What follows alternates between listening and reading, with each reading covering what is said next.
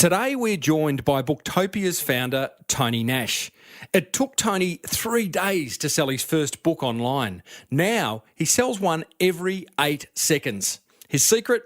Many. But a major one is to focus on the sales, not the bills. Now, let's go and find out the rest. Well, I said, welcome to a small business marketing show where successful small business owners share their souls to take your marketing straight to the lead. Now, here's your host, Mr. Timbo Reid.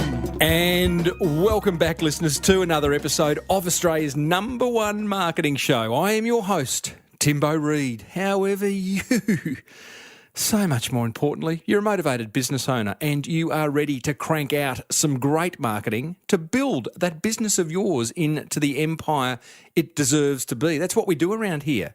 Marketing is the oxygen. It's the lifeblood of your business. So good on you for tuning in to figure out how you can better do it.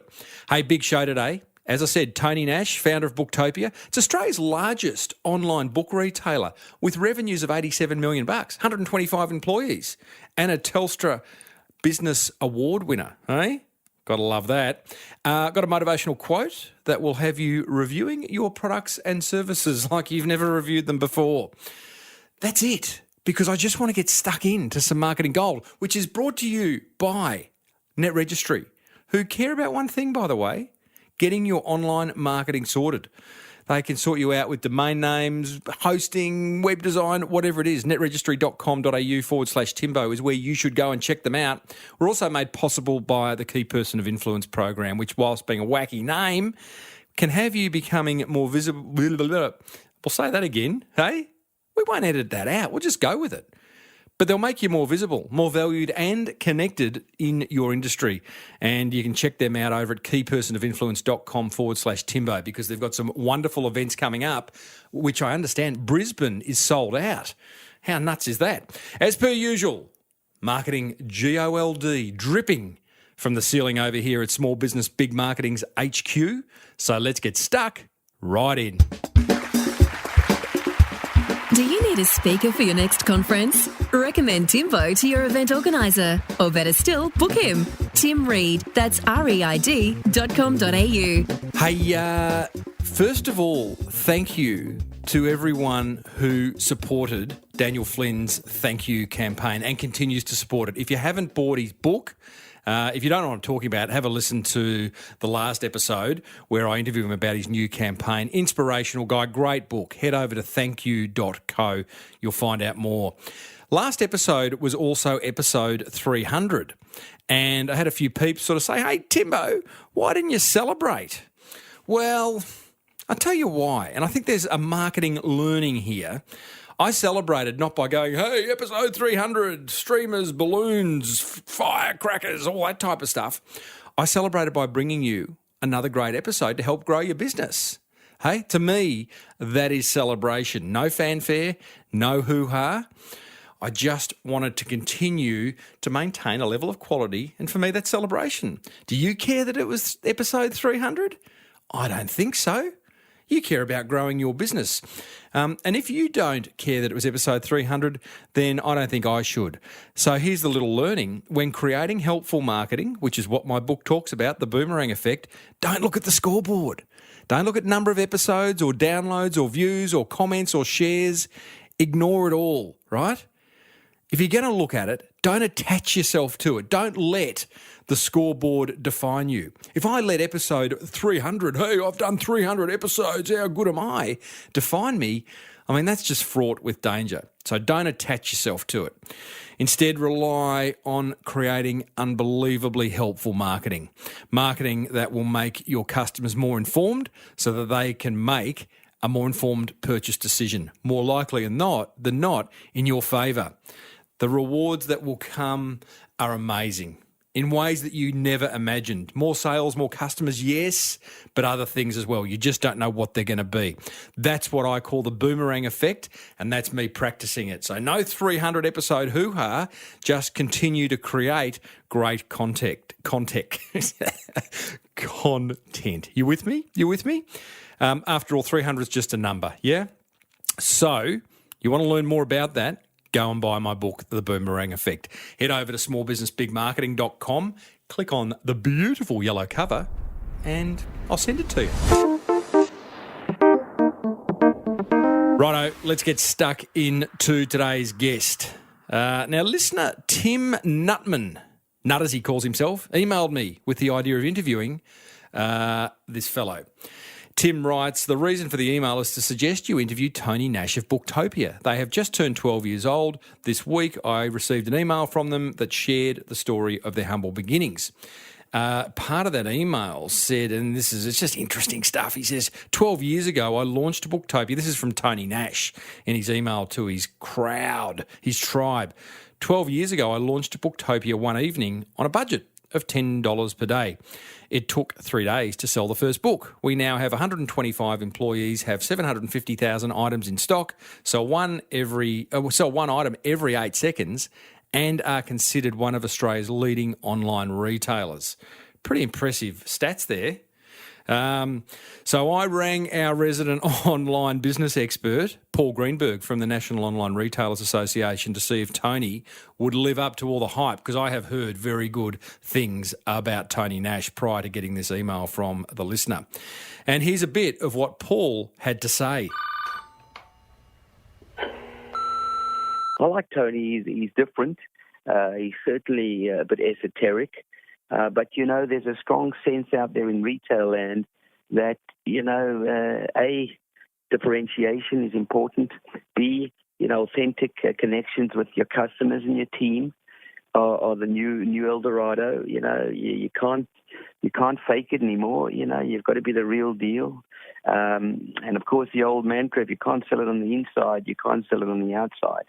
And Tony's a passionate a guy on personal development and good communication skills. So, look, I think he's an interesting bloke. He's done a great job with Booktopia. As I once said to him, Tony, this is a business like the bumblebee. It shouldn't technically fly against the likes of Amazon and some of the bigger players. But, mate, he's not only flown, he's soared. I mean, they've thrived and driven along. He's well invested in supply chain. They've got a terrific facility. He understands the importance of automation and efficiencies in the new retail milieu. So I give Tony a pretty strong scorecard.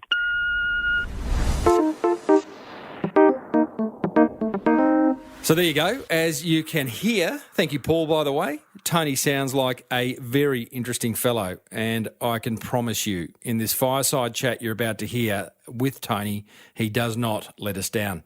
I started off by asking him, is he an avid reader? No. Love it. I half expected that, because I had Nathan Huppatz on the show recently from costumes.com.au, and he has no regard for costumes. Look, the thing about reading, or the thing about being an entrepreneur and reading, is that your brain needs to settle to get stuck into a book. And so when I read, I could read 3 or 4 books on a holiday, and I do.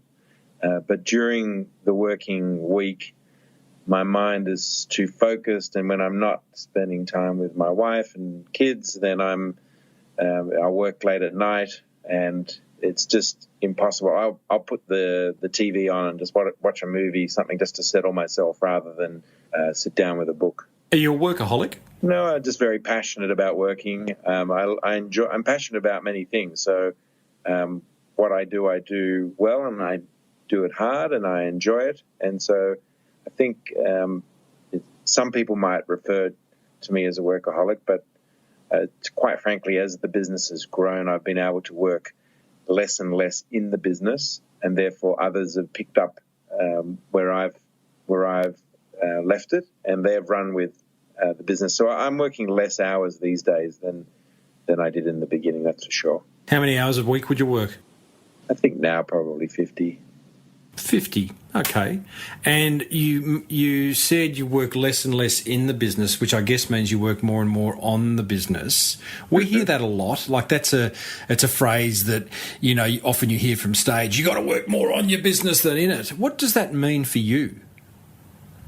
Well, in the old days, if we needed to get books out the door, I'd be down in the warehouse helping out, scanning books, packing books, doing what I can to get product out the door. Now that we have a fully automated distribution center with conveyors and teams of people going everywhere, they don't allow me in there, and so I can't work in the business in that area. You have no choice. Why don't they let you in there? Do you get in the way? Are they scared of you? What's the story there? No, I think they do feel when I'm down there and I'm perhaps helping out, moving things around, or at the end of the packing line, they go, it's great to see the boss down here and pitching in, but there's just enough people there now. And it's like in the old days when we had Christmas and things got really, really busy, I could like work back at night, and I could work all the way through the night. And when the team arrived in the morning at 6 a.m, I'd be still there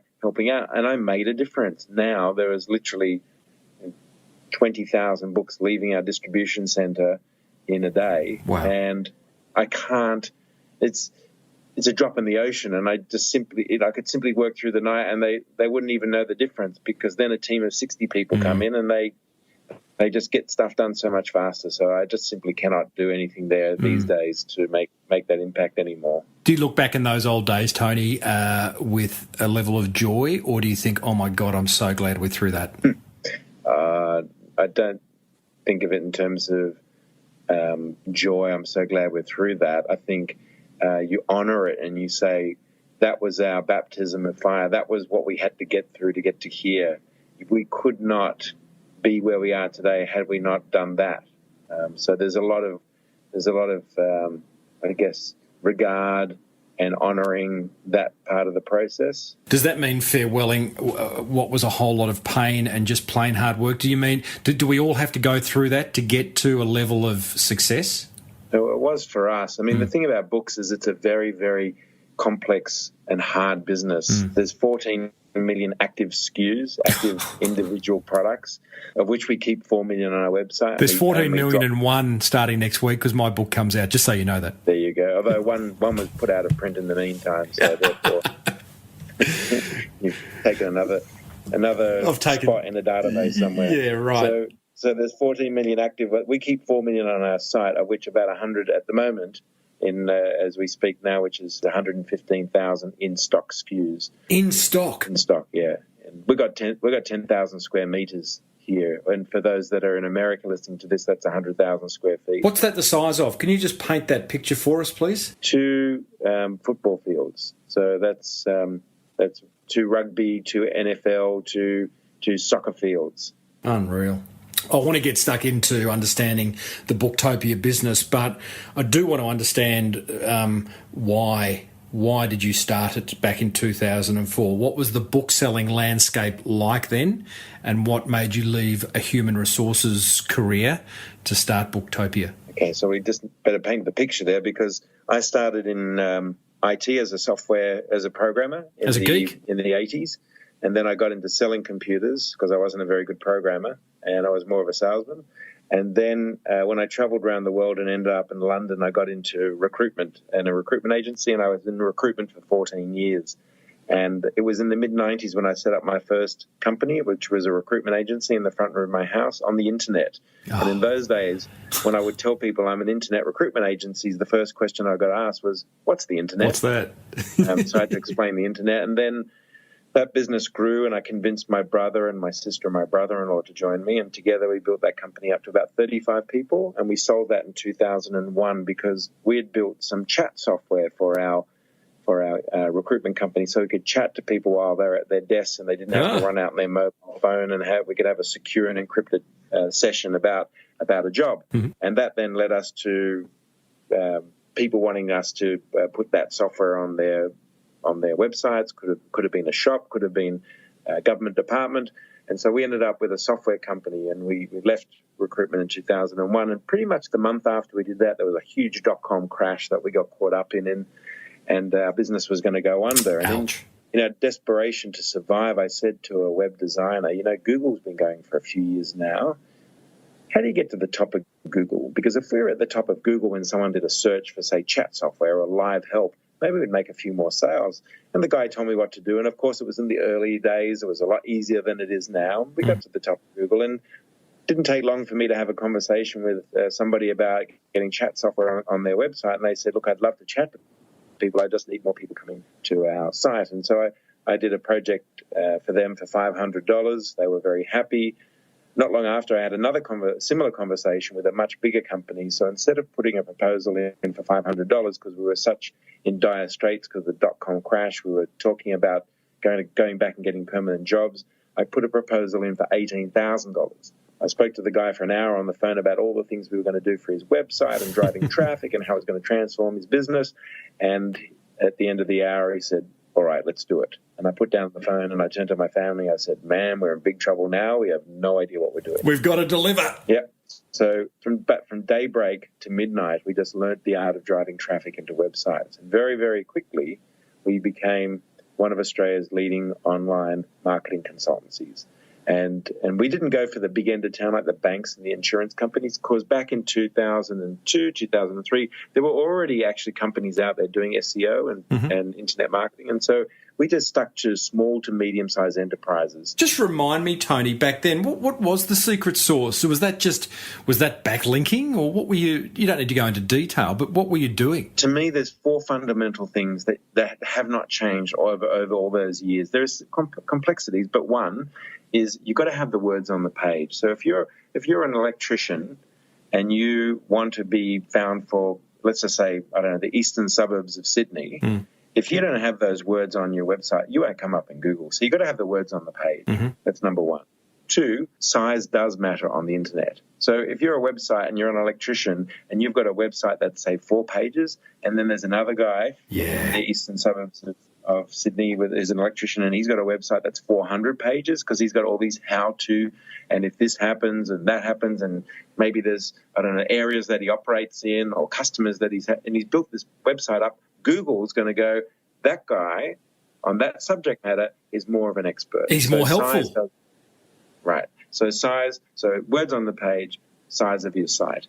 Number 3 is who's linking to you. So, which is what you said before, backlinking. So if you're an island and nobody is linking to you, then you will not be referred to on the net. You won't have any links. In fact, Sergey Brin and Larry Page, who started Google, they're PhD students, and they use a common principle that's used when writing a PhD, is that at the end of your thesis, there's always a thing called a bibliography. Now, they used the premise that if everyone's doing all these PhDs and doing all these theses or whatever it's called, you will refer to books or papers that you got your information from. And so if there's many, many papers being written that are all referring to this one article, one can assume that article must be the most important of them all, and there's some hierarchy there. And they use that as their way of being able to organize which sites can appear at the top. Now, in the beginning, of course, there was all this spamming of backlinking and creating backlinking. Google got better. They said, no, you can't have irrelevant links. They need to be industry links. So for example, if you're an electrical contractor, you've got a link from the Association of Electrical Contractors, and they're linking to you, it's a relevant link. But if you've got a link from the hairdresser down the road where you did an electrical job, they don't see that as relevant. So, 1, words on the page. 2, size of your site. 3, linking, and make sure that the whole of the internet is linking to you as best as you can. Where it's relevant. And 4, one that they never really describe, but it's common sense, that there's the thing called the bounce rate. So if Google serves up some results, Sydney, electrical contractor, eastern suburbs, I don't know, something like that, someone does a search, and they click through to the top or second or third listing, and they go to that website, but then they come straight back because when they went there, it was more of an info site. They wanted a real electrical contractor. Google remembers that, and they go, no one wants that page. So it starts to move further and further down the results. And then the ones that they clicked and they stayed there, that must be relevant. So the 4 things: words on the page, size of the site, backlinking, and bounce rate. And what's really interesting, Tony, is that's what you were applying back when you got the $18,000 contract, and it's still absolutely relevant today. I interviewed Rand Fishkin from Moz a number of months ago, and you've ratified pretty much what he said. I mean, this is not... It can be complicated. It's simple, but it's complicated, if you know what I mean. It's pretty obvious what you need to do to rank well. And Booktopia, let's get back there, is ranking unbelievably well. So you do your online marketing business, and then at some point you've gone, geez, we have mastered the art of driving traffic to other people's websites. We should do it for our own. Let's start selling books. Was that the kind of thing? Actually not. What happened was... My brother won the project to work on the Angus and Robertson website. Oh, overseas listeners, Angus and Robertson, one of the biggest book retailers we used to be in Australia. Yeah, so they were turning over, I don't know, 170 million. They had bought the Borders business in Australia. They were, and this is okay, but this was before they bought Borders. So this was in 2003, and so now they've been going for 130 years. So back then, 120 odd years, and so we did the job for them. And back in those days, Angus and Robertson did not manage their website and did not fulfil their orders. They had a franchise model, so they could keep their website at a bit of arm's length. And it was in the early days of the net, so nobody really knew what was going to happen. And so we did the job for Angus and Robertson, and Angus and Robertson outsourced their website and fulfillment to a company on the lower north shore of Sydney that managed their site, and they managed Collins Books, Shearer's Bookshop, Leading Edge Books. They did about 80 bookstores' websites. And so we did the job for one of that company's customers, being Angus and Robertson. And in Christmas of 2003, we approached them and said, hey, remember the good job we did for Angus and Robertson? Why don't you introduce us to all your other 80 customers? Nice. We'll get them all to the top of Google and you'll make lots of money. Yeah. And the owner of the company said, no, not interested. And I said, you're not interested in making more money? He said, look, it's not our business. Our business is managing websites, managing bookstore websites and fulfilling those orders. And then I said, well, how does it all work? And explained it takes 10 minutes to set up a store. If you give us the name of your bookshop, then we'll have a website with 1 million books on there. And if you sell anything, we'll pay you a commission. And I said to the owner, I said, wow, that sounds really interesting. And the guy says to me, yeah, but no internet-only business has made anything out of it. It's all been off the back of a traditional store that wanted a website. And I said, fair enough. So I went away from that meeting and I said to my brother on our way to our little 60-square-metre office in North Sydney, I wouldn't mind giving that book thing a bit of a go. Yeah, right. Now going back to one of the things you said before, very early on, you asked me, I said, when I started in 2004, I actually started, would you believe, on February 4th, 2004, which is in fact the same day that Facebook started, which I did not know, of course, at the time. But it was only on our 10-year reunion or 10-year anniversary that they were celebrating on the same day, their 10-year anniversary, that I worked out that we actually started on the same day. Right. So numerologically, it must have been a great day to start a business. You were destined. But but people said to me back then in 2004, what the hell do you want to start a bookstore for? There's Borders, there's Amazon, there's Angus and Robertson, there's Dymocks. You're too late. But they're referencing bricks and mortar bookstores, aren't they? Yeah, but what people say to me now is lucky you got in early. Yeah. So it's just a mindset, isn't it? In terms of how you see things on the day. So, in fact, today, if you're starting your online store today, in 50 years from now or 100 years from now, people will be saying, it's lucky you got in the early years. But people still thinking it's gone, the beginnings. It's not. Tony, that is music. It's just your mindset. Can I just because I heard a quote, it's a couple of years ago now, from Jeff Bezos of Amazon, who said Amazon is in day one of year one. And we all think, wow, Amazon's one of the most advanced companies in the world. But here's the owner saying that. And I get real comfort from that because, people talk to me about podcasting or video marketing and they go, it's too late to start a podcast, too late to start an online. It's like we are going to look back and we are in such the early throes of this whole internet thing, yeah? I think one of the things that you just touched on, and I will, given the kind of people that are listening to your podcast, and from what you described to me before we started, when I first started my very first company in 1996, and I was a recruitment agency, at the end of every month or the beginning of every month, I was sick in the stomach because of all the bills I had to pay. Like I could just see them. There was the phone bill, there was the internet bill, there was the staffing, and so I could not sleep. I felt sick in the stomach. And what I did at that time is I could see the bills. I could see the bills sitting there, and I was focused on the bills. And if you can imagine in your mind as you listen to me now that if something was on a linear, so if something was on a line where at one end of the line there was the bills, and down the other end of the line, going in the other direction, was sales. What I did was, instead of looking and focusing down let's just say down the road at the bills, I turned around and I looked up the other way of the road where all the sales were. And when I focused on the sales and just focused on the sales, the bills took care of themselves. And it was such a transformational shift that the money started flowing through because I was just focusing on the sales, and I was generating, how many sales do I need to get this month? I need to get this many. Great. That'll take care of the salaries. That'll take care of the wages.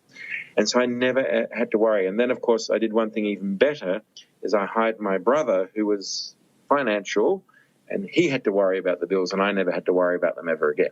That is wonderful advice. In fact, I could be accused of every now and then looking at the bills too much, and I have a friend who every now and then taps me on the shoulder, Tony, and says, "Timbo, think abundance. We live in an abundant world." And I actually love that concept. It's a bit woo-woo, but he's right. The money's there. You got to focus on it, and the sales. Hey, listeners, I am talking to Tony Nash. He is the founder of Booktopia, Australia's largest online book retailer by a long shot. Before I ask him about where the business is at now, here's a couple of words from our wonderful sponsors. This show is made possible by Key Person of Influence, which, according to the Huffington Post, is the world's leading brand accelerator program. Now, they've got some very cool one-day events coming up with some amazing speakers. So I asked head honcho Glenn Carlson to pick his favourite. His answer may well surprise you. That's horrible, mate. I'm going to have to say, while there's Matthew, who's built, the third fastest growing company in Australia, sold it for tens of millions. Valerie is obviously one of the best content creators in Australia, talking about profile. Tim, his company's built over $1 billion worth of value in his clients. Andrew Griffiths, 12 best-selling books. But, mate, I'm the MC. I'm the one that brings it all together. So, despite all these amazing speakers that have got incredible tenure in their space, I'm gonna say my favourite's got to be me. Oh, you got to love a big cheese that backs himself. All jokes aside, do your business a favour and grab a $57 seat over at keypersonofinfluence.com/Timbo. Support for this show comes from Net Registry, a one-stop shop for getting your online marketing sorted. Verity Ma, their Chief Marketing Officer, recently told me this story of a very happy mechanic. So one of my favourite stories of customers that I heard was a salesperson was talking to a mechanic, and he was talking about what sort of email he would like to have and what kind of hosting, whether he wants cloud or cPanel hosting. And the mechanic just said, "Look, I don't care, build my website, here's my phone number, make my phone ring and send me the bill." And that was the last we heard of him. He didn't provide us content. He didn't provide us any details about his business. We had his contact details. We wrote all the content and we just got his phone ringing and sent him the bill. Net Registry, where happy mechanics go to grow their business online. Visit netregistry.com.au or give them a buzz on 1300 638 734 and tell them Timbo sent you. Okay, Tony, so let's talk about where Booktopia is today, because from those humble days of you down on the factory floor packing books, there's some rather big numbers that, I don't know, what can you share with us? So today we have 125 staff. We've had 12 years of 30 to 40% growth every year. We are now going to turn over in this financial year, which finishes in Australia at the end of June, $82 million in revenue, up from 52 million last year. We bought Angus and Robertson last year. We bought a camera business as well last year, small one, only turning over 2 or 3 million, a small one, but we want to grow that. And we have won Telstra Business Awards in Australia. We've been the only company ever to make the BRW Fast 100 for 6 years in a row. No one's ever achieved that before. And this year we're preparing to list on the Australian Stock Exchange. Now, we don't know whether that's going to happen. All we're doing is the preparation work to see if we can do that. There's so many factors that come in, the market, the appetite for online retail, whether people feel that we're worthy of their money. There's many, many factors, but we're going through the process right now of preparing for that. Tony, my research tells me you're not a humble guy, so I don't want a humble answer here. You've just ripped off some wonderful numbers. 125 staff. You occupy a huge amount of real estate. I think your turnover was increasing 30 million in the last 12 months to 82 million. Mate, how does that make you feel? Seriously. How it feels to me is that if you were a Formula One racing car driver and you did the best maneuver of your life, you overtook Lewis Hamilton on a tough corner and you went past him straight down the straight, the amount of time that you get to reflect on that or feel how good that was is almost instantaneous, because you are now still driving down the straight going for the next corner and trying to accomplish whatever you're trying to accomplish. So when I think about it, there's no time to sit back and go, wow, look what we've accomplished, feel those feelings. I still feel very much present into the fact that we're not at our destination, and maybe Jeff Bezos thinking that we're day one of year one, perhaps that, but I'm very much grounded by the fact that we're not there yet, and that feeling keeps me focused and on whatever the next horizon is, or the mountain range that we're about to climb. So does that, I don't want to put words into your mouth, but are you unable to stop and give yourself a big hug? I don't permit myself to do that yet. When? I think possibly when we've IPO'd, when we've listed on the stock exchange, there'll be, I've moved on to the next phase of my working life, whatever that may be. It's still, I just don't feel yet that we've got there yet. So therefore, let me put it to you like this, because I think this is really important to understand from my observation of others and also of myself. There's a thing what I call the entrepreneurial mindset. And what that is to me is that for example, there was about 4 or 5 years ago, we started our ebook program, selling ebooks on the internet. And we used Google as our strategic partner to list the ebooks. And we did a fantastic job using them. There were 2 companies in Australia that were chosen to use it, was Dimmix and Booktopia. And we were quite small back in those days to be nominated or selected as one of the 2 to go with Google. We did a fantastic job. We were making great money, great sales, but no one else in Australia and no one else around the world was making anything of it. And after about 9 months of going live, I get a phone call from Google to say, Tony, I've got the worst possible news. I said, what's that, Mark? He goes, we're shutting down the Google retail ebook program. And I said, oh, okay. And I go, why is that? And he explained that no one else is making money, and you guys are doing a great job, but we just can't sustain this model anymore. And there was silence, and he goes, are you okay? And I said, yeah, I'm fine. I said, Mark, the only reason you're telling me this is because there's a better opportunity waiting for us around the corner. So when things come at you, and they will when you're in business, things that you weren't expecting, things that were might seem as a hurdle or a blockage or something, you've got to be able to say, bring it on. So what I do is I clip my highs, which is what you were talking about before.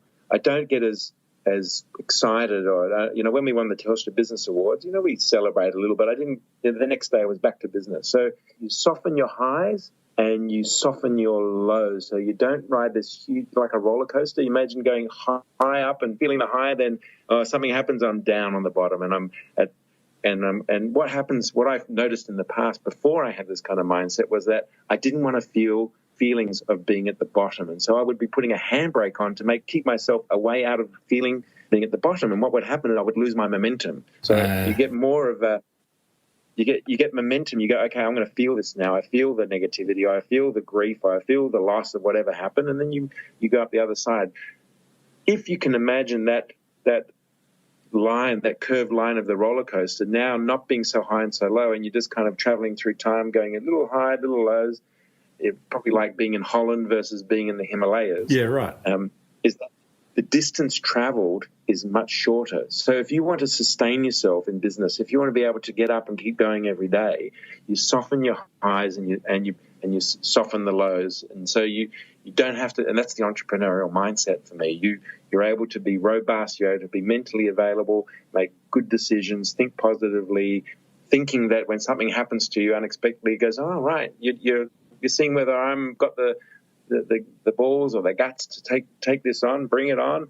And this has happened many times. When someone comes to me and they say to me, I'm resigning, and that could be someone who's been with you for many years, a lot of people say, oh, God, oh, my God, I'm losing that person. For me, when they come and sit down in front of my desk and say I'm resigning, I go, wow, where are you going to next? Yeah, right. Because there must be something more exciting than here, and you've been able to use us as a conduit to further your career. Nice.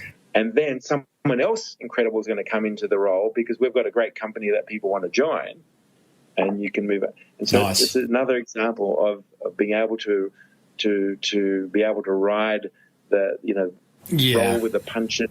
Less exhausting. You're in there for the long haul.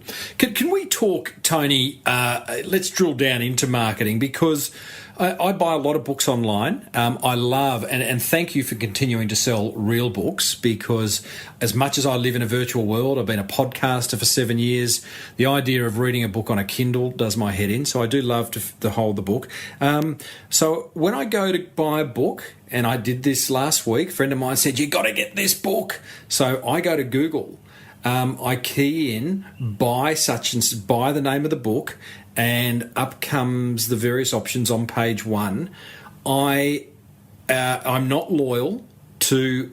I am loyal to an online Australian book retailer, but I'm not loyal to any particular one, right? It might come from, I think there's a Goldfish or Booktopia, or there's a couple of other ones. Fish Pond's New Zealand, actually. Okay, Fish Pond. I thought it was Australian. They're New Zealand. Okay, so your challenge, and I'm guessing I'm not alone.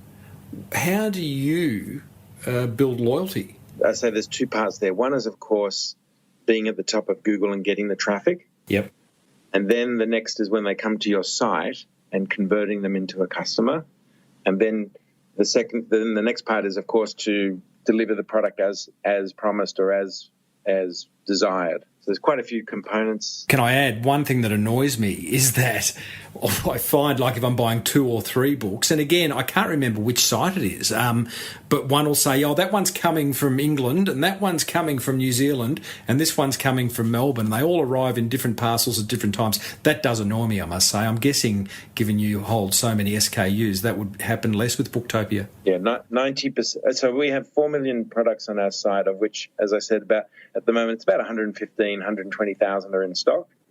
And of those, 90% of everything that we sell comes out of the stock titles. So 100-odd thousand is 90%, 3.9 million is the remaining 10%. So mostly it's out of the stock, because we know through our algorithms that what people are ordering and what they like to order, and we focus on those. Right. Those other companies hold no stock, and they put the orders out to all of those international suppliers, and they say, someone bought a book from me, can you ship it to them? And then they get a little click along the way. Gotcha.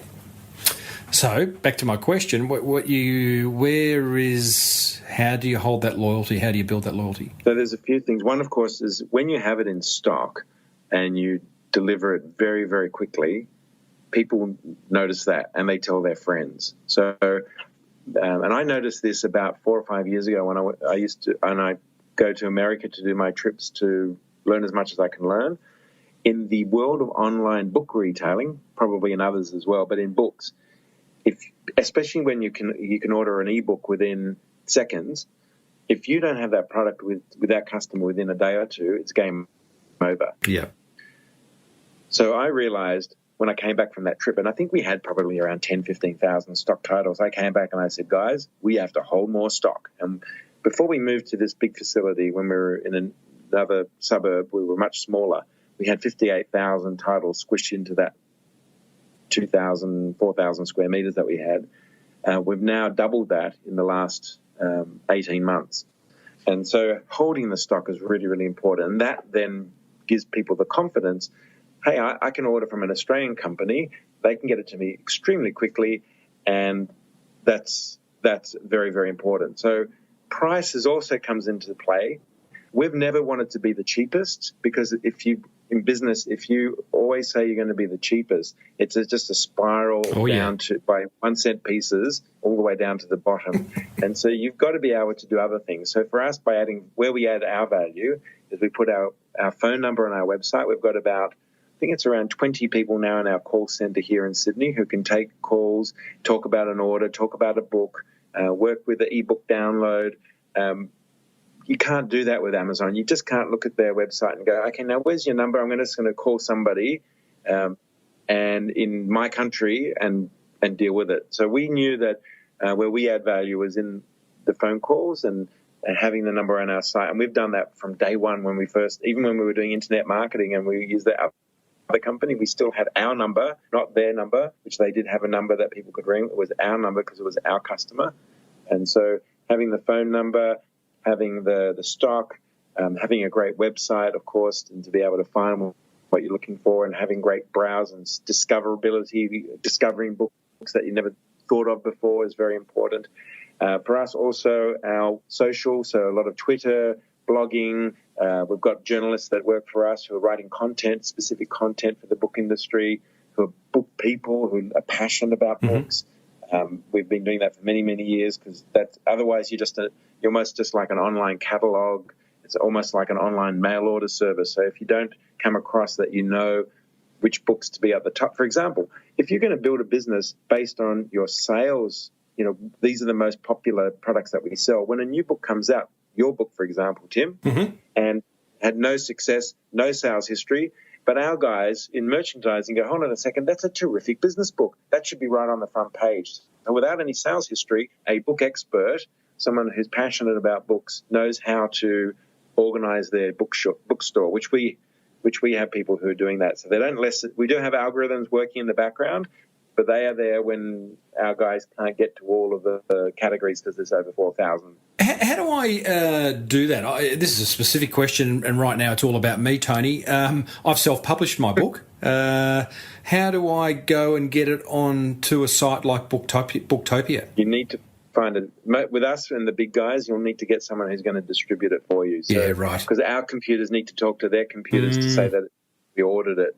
A lot of people are self-publishing, but you're an island and you're not going to be able to tap into our computer systems to be able to make sure that the reordering is all automatic, because we don't hold any more stock than we need.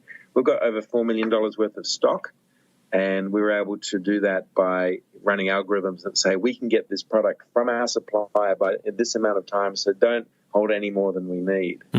One of the other things we never mentioned before, while I just think of it, is we've never had any external investment. So getting to $82 million worth of sales, people might say, oh, yeah, those companies, they got money from here, they got money from there. Yeah, venture capitalists.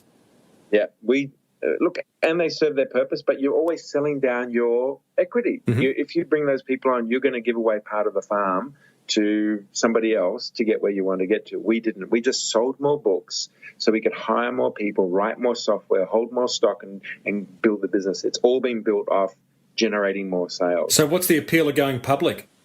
To me, I think it's the best way of putting Booktopia's hands in the future owners of our business, and that's the book buying public of Australia, as well as, of course, institutional investors.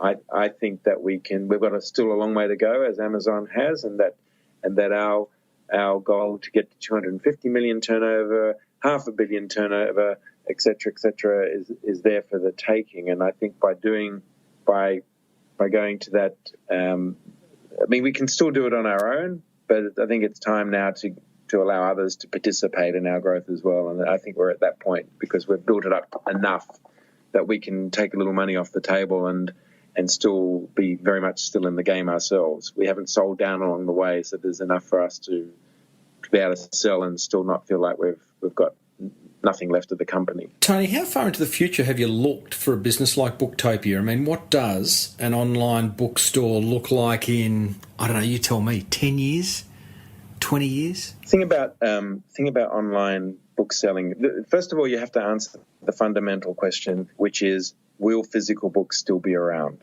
And yes. We believe they will. So there'll be ebooks, and there'll probably be a lot more being sold than there are today, but there's still a lot of physical books being sold. So if you're going to be a book retailer, you better be doing both. You better be doing physical and digital, which we do. And you take someone like Amazon, they also do. But then you look at Apple, who've got the iBook store, they're only doing digital. Google, with their ebooks, they're only doing digital. And the consumer, like you were talking before about yourself when you were shopping online, you don't necessarily in the beginning think about how you want to consume it. You're thinking about the author, you're thinking about a title, you're thinking about a genre or a category or a subject matter. Then you go, oh, I found something. And then you go, oh, I wonder how I can read that. And they've actually got it in hardcover, which you like because you like to keep your hardcovers on the shelf. They're very important to you. Or you like to read it in a paperback. You just want to, because you're going to dispose of it later, or you're going to give it to a friend, or you don't want to spend the extra money on a hardcover. Or you might want an audio version because you're going to go on a long trip. You're traveling to Melbourne on business, and you just like to listen to it while you're driving. Or you want to read it as an ebook. And so what happens is you're looking at it later. And so I think book retailing in the future will be all about making all those possibilities of consuming it available, and then being able to have, especially in our case, being able to, if you're going to order a physical version, to be able to have it delivered very, very quickly and have fantastic range. There is going to be more of that print on demand. So books that used to go out of print will no longer go out of print. So there'll be a lot more products available because you can just print books now one by one, and therefore people don't need to hold stock. And the idea of something going out of print is going to be less and less. As well. For me, the love of books outside of the touch, the feel, the smell, all that kind of stuff is the handing on of a book to someone else. I love doing that, and that's why I love the physical book. I wonder whether one of the biggest threats to your business, I don't know how far down the track, but is it virtual reality? Is it the device like the Kindle or the iPad being able to present a book in such graphic, unbelievable depth and detail that it becomes an experience unto itself?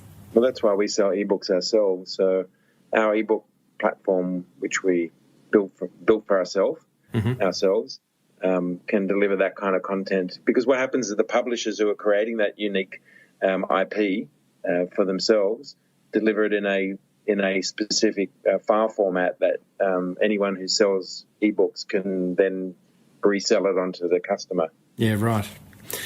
Tony, I've loved chatting to you. Some wonderful insights into a wonderful industry. Just to finish up, a couple of fun questions. What book has made you the most money? Ooh, I can tell you in the last Christmas that we just had is Elf on the Shelf. Elf on the Shelf, it's an American phenomenon. It's a mother and two daughters built this business a number of years ago, and they've just grown and grown and grown, and you buy it in a little box, you get a little elf, and it comes with its own birth certificate, and the family then creates this family kind of game around the elf. And, it's not even a book. So that was huge. We sold. It's a pack. It's a little. It comes in a little pack. That was massive. What does that say about the Booktopia business? If Elf on the Shelf it's not a book, but that's the thing that's made you the most money of recent years? probably it's hard to say what the interesting thing for me is when I first got involved in the book industry, I was always stunned that when the publishers came around to see us, and in the early days, of course, we just got the standard reps. Now, of course, the size we have national strategic account managers who look after us. But in the beginning, they came around, and all they did was they would tell me about the new books that were coming out this month. That's what excited them. We've got this book, we've got that book, and because that's how the publishing industry works. And I could see that To Kill a Mockingbird had sold every single month for 50 years. And I was more interested in the backlist. I knew, like when you think about how to win friends and influence people, the power of positive thinking, Good to Great, great business books that have just sold, all the Malcolm Gladwell stuff, sold. And so I really enjoyed it. Like I remember working when I was allowed to work in the distribution centre in our old place, is that I was working one Christmas and I had to go to a shelf and I picked Napoleon's Hill, Think and Grow Rich. Now, I just brought a smile to my face. Once again, someone was buying a book that was written decades and decades ago, and they're going to read it and they're going to hopefully be empowered to change their lives. So it's all that kind of stuff. Dr. Seuss, just, all those kind of kids' books that keep selling over and over again. Well, that's like, I do still go to a video store down near our beach house, and, there's the new releases, but then there's the staff recommendations. And I go to staff recommendations, and they could be 50-year-old films, I think there's something to be said there. What about a book that's sort of come out of nowhere, like a Smoky that you'd gone, oh, my God, didn't expect to sell that many? Well, I mean, obviously 50 Shades of Grey was that book, and it went absolutely nuts because it was really badly written. Have you read it? And I'm not the one. I've never read it. No, neither have I. I'm just talking about what others have said about it. I'm waiting for 50 Shades of Grey. Yeah, that's right. And so it just sold and sold and sold. So I think they're interesting ones. What I like though, I can see because when I walk through and I do my tours through the warehouse, we've got books like the Australian Police Officers Exam Book. Woo. And I can see the numbers are moving, ticking over all the time, just ticks over. But you know that a local bookshop is not going to hold that in stock because it's just not relevant to their area. But we have all those kind of books that are ticking over and over, and I think that's really exciting. And I know we have to wind up, and I was just looking at a few notes that I'd made before we started this session. Thank you. And the one thing we didn't talk about was philanthropy. And what's been very important to us is our ability to be able to give back. So we donate to Indigenous literacy, other literacy projects. We donate to Readers Festival, like we sponsor Readers Festivals, Writers Conferences. We get involved as much as we can in the book industry. And that, I think, is an important message because readers are quite strong-minded people, generally, people who are very passionate about books. And I think that if they know that Booktopia is doing the right thing by the money that they're giving us, that we're giving back, I think if, for those that are listening, if you haven't got some sort of philanthropic program happening that's relevant to your business, it's like for us when someone comes to me and says, look, the other thing is we only focus on Australia at the moment. So because we're an Australian company, it's only Australian projects. So if there's a reading project in Nepal, I'm sorry, we're just focusing on Australia. We haven't got Australia sorted out yet. There's still illiteracy here, so we're focusing on that. People understand. But if someone comes to me about some other fundraising project because in Fiji there was the huge cyclone, we just say, look, that's not what we're focusing on books right now. And I think it's very, very important to have that on your site and let people know that you're doing it and sending out your emails with your email marketing and just sharing that with your customers is really important too. Well, I think you just answered my earlier question, which was about celebrating the wins of where you've got to. I think that right there is the celebration of being able to give back to the extent that you do. Well done. Hey, Tony, love it, mate. I know you are Paul Greenberg of National Online Retailers Association, who's a friend of this show, speaks very highly of you. I know that you love seeing other online businesses prosper and generally businesses in Australia prosper. So thank you for sharing your insights. Listeners, booktopia.com.au is the website. Tony, can listeners reach out to you on Twitter or somewhere, some social media channel? Normally through LinkedIn. Aha. Good. Tony Nash, is it on LinkedIn? Yeah, Tony Nash, Booktopia. You do a search for Tony Nash, Booktopia, LinkedIn. I'm sure you'll find me. And I get a lot of requests every day of people wanting to connect, and they send me messages, and I most of the time can get back on the same day. Good on you, Tony. Thank you, mate. All the best. Well, there you go, team. Tony Nash, booktopia.com.au. Do hit him up on Twitter. And I want to share my top six attention grabbers, because there was so much gold in what he had to share with you. These are brought to you by Key Person of Influence, whose one-day brand accelerator not to be missed, although Brisbane is sold out. Grab a seat over at keypersonofinfluence.com/Timbo. And netregistry.com.au/Timbo if you want those exclusive listener offers to help you get your marketing sorted online. Because remember, team, you are who Google says you are. Now, my top six attention grabbers. Number one, take heed of the 4 points Tony made that will lead you to being on page one of Google for some keyword searches that are relevant to your business. If you want to find out a little bit more about the detail of that, then take a listen to episode 262, where I chat with Rand Fishkin of Moz. That is SEO gold right there. Attention grabber number two. While we're at it, size does matter on the internet. The more pages your website has, the better. That's where helpful marketing kicks in, right? Because it encourages you and shows you how to create more pages on your website. If you want to know how, buy the Boomerang Effect over at smallbusinessbigmarketing.com. Attention grabber number three, focus on sales, not the bills. Have a mindset of abundance. Love that one. Number four, embrace the entrepreneurial mindset. Take an attitude of bring it on. And in doing so, clip the highs and the lows. I like that. Yes, I sort of like it. Like, I probably don't clip the highs and the lows enough, but Tony likes to get rid of the roller coaster ride and level it out, and I respect that. And number five, consider integrating a philanthropic program into your business, and in doing so, make it strategically relevant. So Booktopia is helping improve the literacy levels of underprivileged Australians, and that's completely strategically relevant to what Booktopia is all about.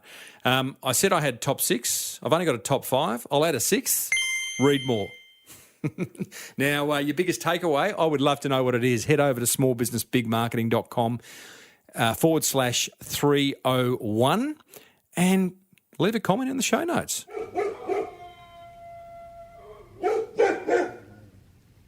Stephen Denny once said, if dogs don't like your food, the packaging doesn't matter.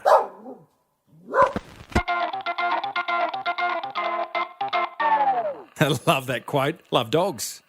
I love my little dog, Mr. Charlie Bucket. He got a mention in my book. He's pretty happy about that. You know, on that page where you thank people, I wrote a little note to my family, included him. Anyway, I digress. Hey, listener feedback. This one, left on iTunes by Mad Mumsy. Long-time listener, Mad Mumsy. Thank you. She says, Timbo rocks, 5 stars. Probably doesn't talk like that. Love my hit at Timbo and Small Business Big Marketing Show. His interview style is entertaining, informative, and opens up the guest in ways in that they learn from him too at times. Oh, thank you. I did give Daniel Flynn a few marketing tips last week. Hope he didn't mind, last episode. I'm sure taking on his ideas, they benefit from it. Here we go. His dad jokes always bring a smile. Oh, bless. Thanks, Mad Mumsy. I'm not sure they bring a smile to everyone, but geez, they bring a smile to me. But most importantly, I continue to be inspired and learn marketing GOLD every week. I am sharing a link to episode 295 to a small group of ladies I am helping to get online, and I'm sure they will love Timbo too. Keep up the heat, says Mad Mumsy. I really appreciate that. Thank you. I wish you'd left a marketing question or an email address, not an email address, a website. Then I could have given you a little bit of love, Hey, you want to get mentioned on the show? Head over to iTunes, leave a listener review along with your marketing question and your website, and I will answer it and share it on an upcoming episode. Your brand, it'll go to thousands around the world, and I get a bit of loving. Okay, team, that would about bring us to the end of episode 301. Woohoo! Woo! Plenty of marketing gold coming your way in the weeks ahead, though. Next week, we are joined by Adam Lippin. Now, he is a New York-based fellow that calls himself a cuddlist. Maybe the cuddlist. You see, he started a business that actually sells cuddles. Yeah, I know. Sounds weird. It isn't. He's serious. And now he's training cuddlists across America. He's also had a very unusual career progression to get to where he was. It seems to be a common theme in recent episodes. Hey, big love to both Net Registry and, big cuddle, really, to both Net Registry and Key Person of Influence for making this show possible. Be sure to use Net Registry team, please, if you need a little website or to get one found. Exclusive listener packages over at netregistry.com.au/Timbo. And grab a seat at the upcoming Key Person of Influence Business Brand Accelerator, except in Brisbane, because that's sold out, over at keypersonofinfluence.com/Timbo. I'll be heading to the Melbourne one, so hopefully I'll see you there. Thanks to Daryl Misson for never missing a beat when it comes to nailing the audio for this show. See what I did there? Yeah, I know. And to Music Man Lockie Doley for providing the beats. You can check him out over at lockiedoley.com. Hey, if you need a speaker for an upcoming event, timreid.com.au. I'm all yours. Got a couple of speaking jobs this week up in the Yarra Valley. Looking forward to that. Until next week, I am Timbo Reid. Thanks for listening to the Small Business Big Marketing Show. May your marketing be the best marketing. Bye for now.